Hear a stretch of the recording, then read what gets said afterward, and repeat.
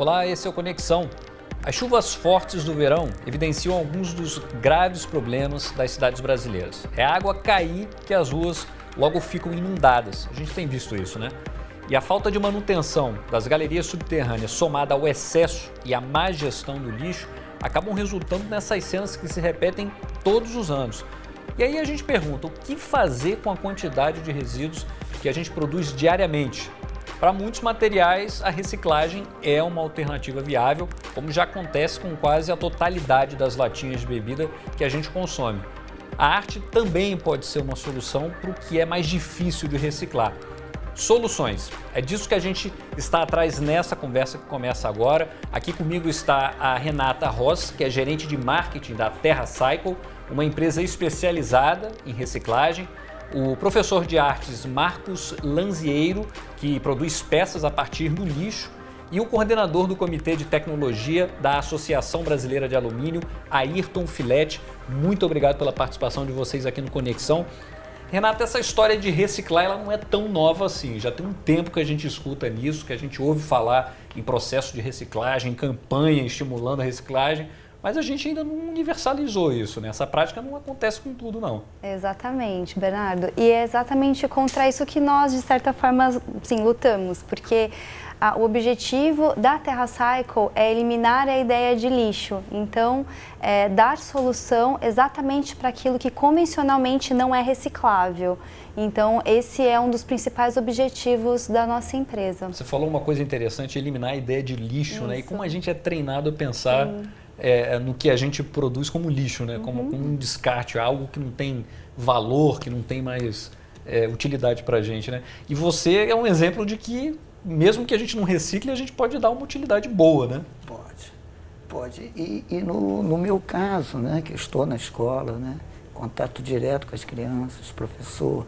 Hoje as escolas, elas vêm com essa iniciativa de certo modo, trabalhar com a educação ambiental, né? Eu sou professor de artes, né? E a minha disciplina, de certo modo, através de um projeto que criamos dentro da escola, vem tentando dar conta de ir conscientizando as crianças, não é? E não só isso, hoje o nosso projeto ele já vem saindo da escola há muito tempo, né? Desde o primeiro ano até, a gente vem promovendo exposições, eventos e tudo mais. Nesses 8 anos já de projeto, a gente já com certeza alcançou mais de 100 mil pessoas. É muita gente, né? E produzindo obras que falam por si. Porque você vê uma obra vinda em 100% da reutilização de resíduos, é um encanto. Você vê ali que é possível, é real a possibilidade de você reutilizar materiais. Eu já vi alguns trabalhos seus e a gente vai mostrar aqui também fantástico. depois. E são impressionantes, é bem bacana mesmo. Agora, Ayrton, a indústria, ela está convencida de que essa é uma estratégia importante? Você reciclar, reaproveitar esses materiais? Sem dúvida. Na indústria de alumínio, especificamente, ela é uma atividade fundamental hoje. Só para dar um exemplo para você, do consumo brasileiro de alumínio do ano passado, 57% do alumínio consumido é oriundo da reciclagem de lata, não só de lata. O alumínio é infinitamente reciclado nas suas diversas formas. Peça fundida, tem alumínio, é reciclado. E o importante da reciclagem do alumínio é que ela despertou, sem dúvida alguma, um interesse nas demais entidades que trabalham com reciclagem. Eu me lembro quando nós começamos com reciclagem, eu estou falando de 1991, as latas foram lançadas em 89. Em 91 nós começamos a falar em reciclagem. E isso alavancou a reciclagem de outros materiais. Muitos condomínios em São Paulo e em outras cidades grandes do Brasil começaram a fazer a reciclagem. Qual foi o que impulsionou a reciclagem do condomínio? Foi o alumínio. Dos condomínios foi o alumínio. O alumínio arrastou os outros como consequência. Então, quando você queria fazer uma reciclagem e não tinha valor econômico, ninguém fazia. A partir do instante que você começa a agregar valor àquilo que você está reciclando, os outros materiais vão na esteira. Dos materiais, o alumínio é o que é mais reciclado? sem dúvida alguma. Mas isso por conta de uma facilidade técnica ou porque há uma valorização maior desse material? Ambas se complementam. O alumínio é bem valorizado porque ele é infinitamente reciclável. E mais, uma tecnologia fácil de reciclar. Diferente do aço. O alumínio funde a 690 graus Celsius, a 670. Portanto, qualquer forninho funde. O aço funde a 1500 graus. Então, você precisa de equipamento super forte. Então, é diferente. Então, o alumínio realmente tem essa facilidade. Tecnologia fácil de reciclar e, em função disso, começa a gerar valor econômico importante. A gente está falando aqui de um outro modelo, na verdade, de economia, né? E era isso que eu queria chamar a atenção agora. A gente vai ver um vídeo que explica um pouco desse conceito de uma economia circular. Vamos entender melhor. Você sabe o que é economia circular? Para entender esse conceito, vamos usar o exemplo da velejadora inglesa Ellen MacArthur. Em 2005, ela deu a volta ao mundo sozinha no seu barco, com reabastecimento limitado de combustível, água e comida. Tendo que sobreviver com recursos restritos, ela percebeu que a vida no planeta não é diferente. Nossos recursos também são finitos e estamos todos em um mesmo barco chamado Terra. Apesar disso, usamos esses recursos em um modelo linear, como se eles nunca fossem acabar. Extraímos a matéria-prima da natureza, transformamos em produtos, distribuímos, consumimos e descartamos. Em longo prazo, esse modelo não se sustenta. Mas então, como a vida sobrevive na Terra há bilhões de anos? Na natureza, nada se desperdiça. Tudo é continuamente metabolizado e interage de forma dependente. Ou seja, o modelo não é linear, é circular. Do exemplo da natureza, surge uma grande oportunidade. E se nós também adotássemos um modelo de desenvolvimento não linear e criássemos uma economia circular, em que recursos e produtos fossem continuamente reutilizados, considerando as limitações do planeta? Uma economia assim precisa ser baseada em alguns princípios. Os produtos precisam ser desenhados de forma que possam ser desmontados e seus materiais, embalagens e componentes recuperados para voltar ao processo produtivo. A forma como usamos esses produtos também tem que ser repensada em novos modelos de negócios, que substituem a compra por aluguel, leasing ou compartilhamento. A energia gasta em cada sistema deve ser de fontes renováveis. E esse modelo precisa funcionar de forma integrada com vários atores, como indústrias, consumidores e pesquisadores, se relacionando em redes de cooperação, criando ecossistemas econômicos sustentáveis. É uma outra noção de produção, né, Renata? A TerraCycle está em outros países. Assim, o que vocês observam de empecilhos? O que é mais difícil, por exemplo, em se tratando de Brasil? O que é, na sua avaliação, que está dificultando que a gente ingresse de vez nesse modelo? Existem alguns gargalos, Bernardo, na verdade. Um dos aspectos bem relevantes assim, nesse sentido está relacionado à logística.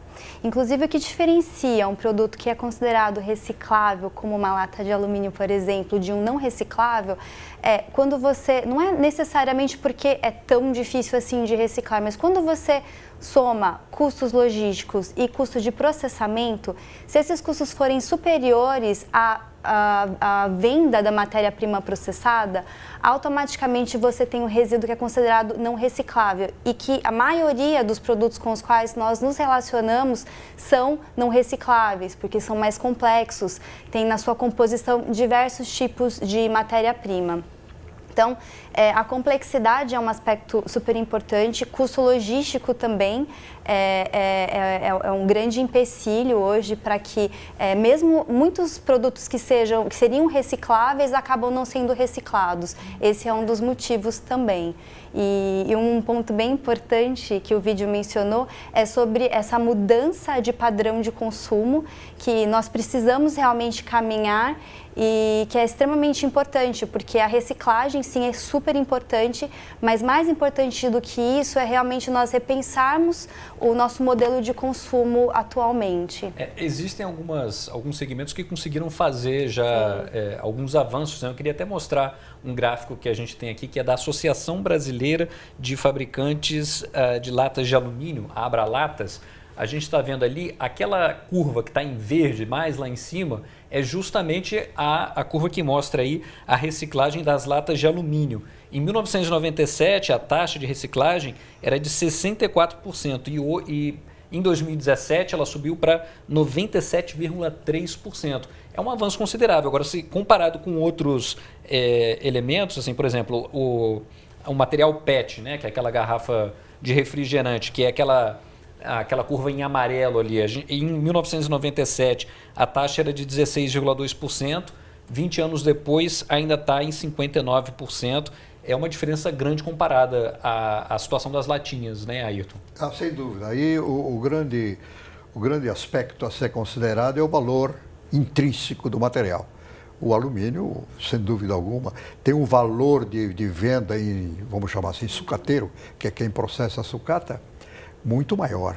Então, e inclusive pega materiais ferrosos. O alumínio é 10 vezes maior o valor econômico dele. Então, em função dessa alta reciclabilidade, o seu valor econômico é importante, porque o alumínio volta a ser lata infinitamente. Diferente do plástico. A garrafa PET não volta a ser PET, ela volta a ser outro tipo de material. Então, o alumínio, em razão disso, tem esse aspecto aí que é muito favorável. E mais uma coisa importante na reciclagem, até é uma nuance da economia circular, é a comunidade envolvida na reciclagem. Tem uma estatística informal, mas que ela é importante, de que o alumínio emprega cerca de 250 mil pessoas de catadores de lata. Ou seja, é uma cadeia nacional do Brasil inteiro. Você tem 250 pessoas vivendo de lata. Você vai numa praia hoje no verão, há informações que aquele catador de lata que fica na praia ganha 3 salários mínimos durante o verão, só catando lata.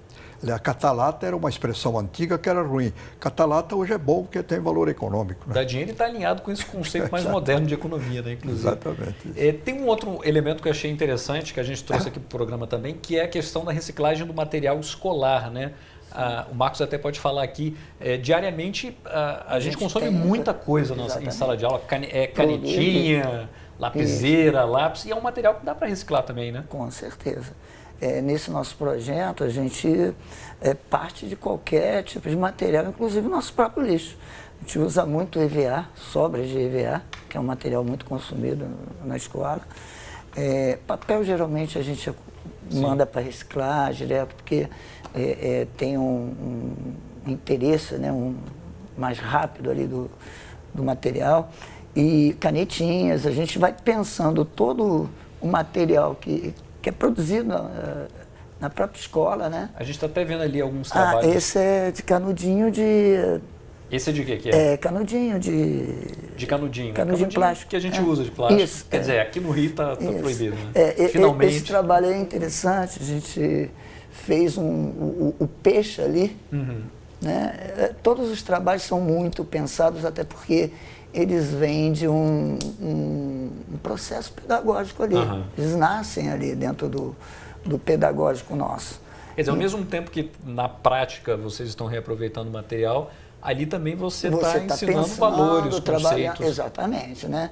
E aquele trabalho, você vê que o peixe é o vazio.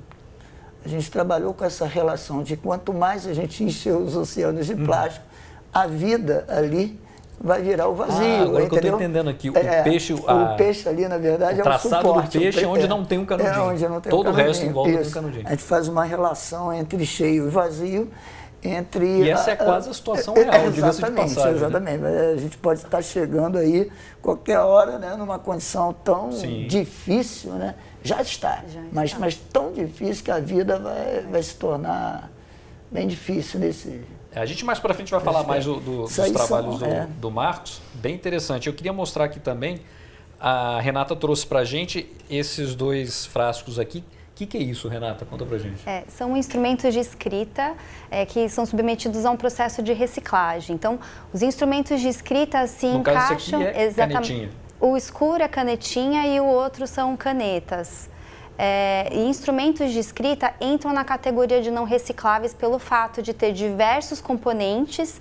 E aí o que acontece?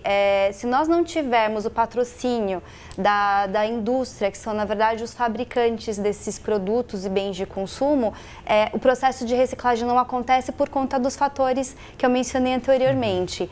Então, nós desenvolvemos programas nacionais de reciclagem gratuitos para os consumidores enviarem esses produtos, e nós ainda fazemos a reversão social, que nós doamos quantia em dinheiro para as pessoas que fazem a coleta, e na maioria das vezes são escolas, porque quem se beneficia são instituições sem fins lucrativos e escolas públicas. E esse recolhimento vocês fazem em escolas do país inteiro?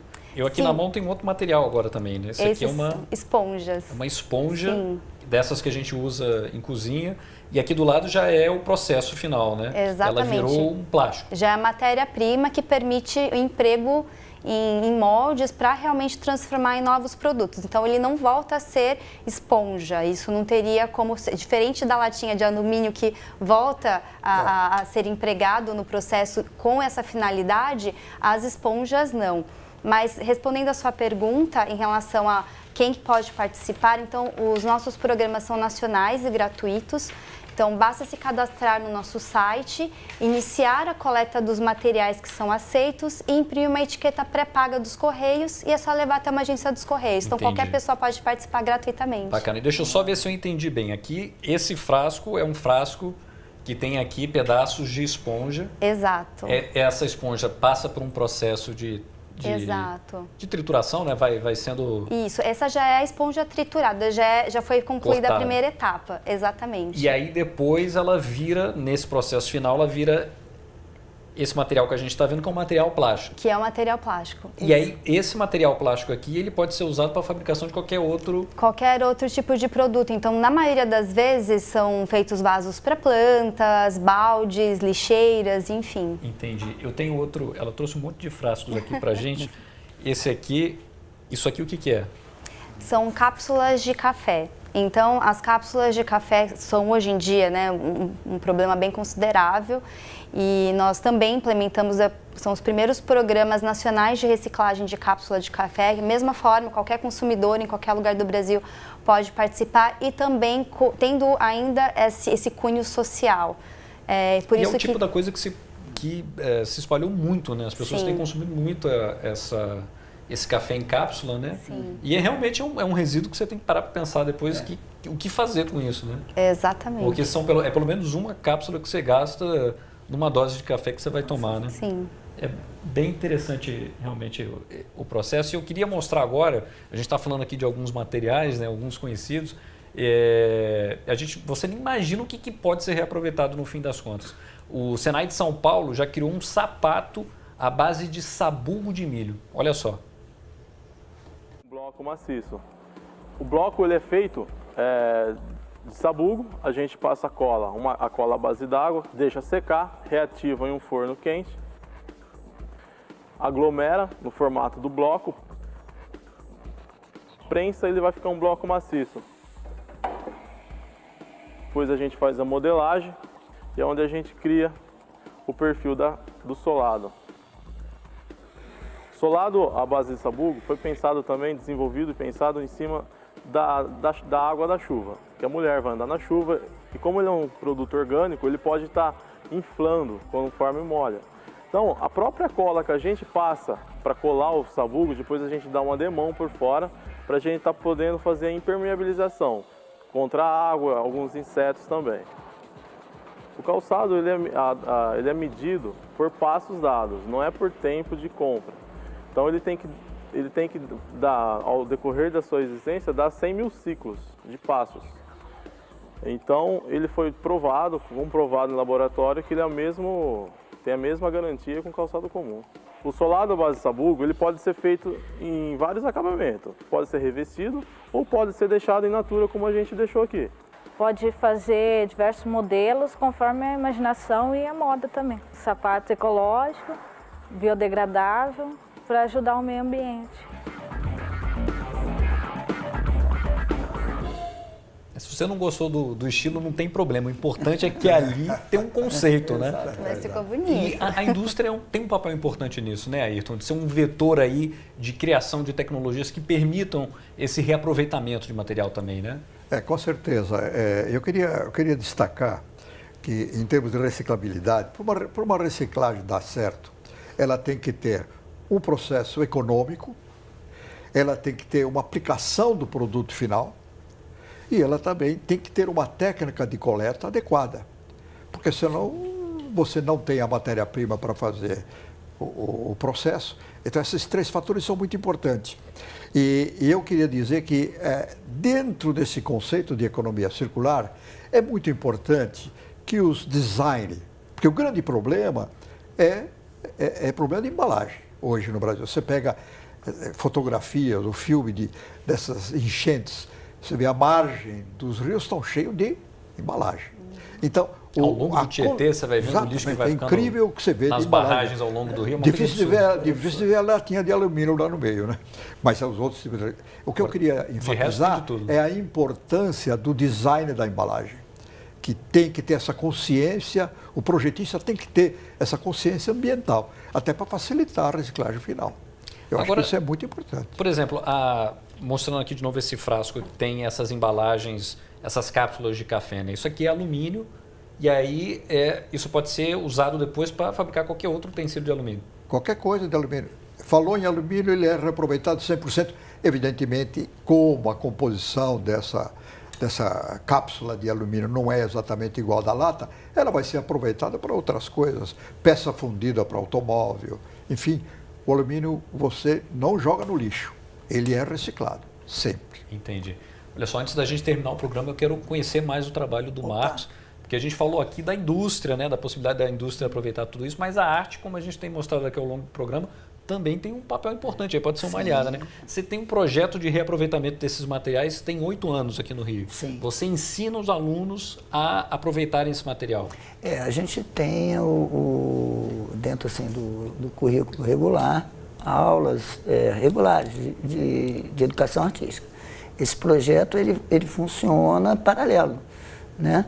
Então, e o objetivo, construindo essas obras, é alcançar um público e sensibilizar, conscientizar esse público, né? E aí a gente, naturalmente, depende muito de parcerias que possibilitem espaços, né? Esse material, por exemplo, esse quadro... Isso é tampinha PET. Tampinha PET? Só que ela está uma contra a outra lá, ó, tá vendo? Então, isso aí foi até uma inovação técnica nossa, porque a gente usava ela colada aberta, então sujava aquilo ali. A energia que se gastaria para limpar, a gente faria 2 ou 3, né? Então a gente até perdeu alguns painéis, a gente teve que descolar ele dos suportes, mandar para reciclagem e pensar uma outra maneira de não deixar sujar, para que a obra possa estar circulando em outros espaços e seguindo, educando outras pessoas. Ele nasce de um processo pedagógico, onde a gente aproveita tudo aquilo para benefício pedagógico nosso ali, mas ela segue educando outras pessoas. Isso é que é o fantástico. Por ano vocês produzem quantas peças? Cerca de entre 15 a 20 obras. Por ano? Por ano. E esse material aí, o que é? Isso é o EVA. Aí ele está usando o EVA. EVA, o que seria o EVA? EVA é um emborrachadozinho, um cartão emborrachado, que a gente usa muito para produzir jogos pedagógicos, as professoras usam muito para fazer murais, etc. Aí, uma leva dele, limpa, a gente usou como colagem. Mas a gente costuma usar ele muito produzindo elementos... Essa é a Malala, né? Que vocês... elementos estéticos, que a gente corta, ele tira, vai enrolando, aí ele fica todo coloridinho e com aquilo a gente cria composições, né? Bacana. E aí o que acontece? Não importa, ele pode estar até sujo, que como o que vai ficar aparente na obra é a espessura dele, então a gente limpa o material. Sim. Entendeu? Ele foi usado, as crianças de repente rabiscaram, alguma coisa assim, sujou com tinta, sei lá. Ele, como a gente vai cortar em tira e criar o elemento estético, Olha que bacana.